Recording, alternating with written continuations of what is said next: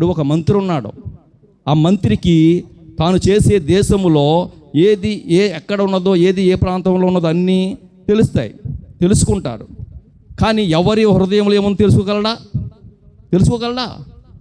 అదే మన ప్రభు అయిన యేసుక్రీస్తులో ఉంటూ గొప్పతనం ఏంటంటే, సొలొమోను మహారాజు తన దేశంలో ఏది ఎక్కడుందో అన్నీ మరుగైనది లేకుండా ఎరిగి ఉన్నాడు. కానీ ప్రభు అయిన యేసుక్రీస్తు వారు మాత్రము మనుషుల ఆంతర్యమును కూడా ఎరిగినటువంటి వాడు. ఈరోజు మనం ఇక్కడ కూర్చున్నాం, ఎవరి హృదయంలో ఏముందో, ఎవరు ఏ ఆలోచన చేస్తున్నారో, ఎవరిని తిట్టుకుంటున్నారో అన్నీ ఎరిగి ఉన్నటువంటి దేవుడు మన దేవుడు. అది ఇంకెంత గొప్ప విషయం.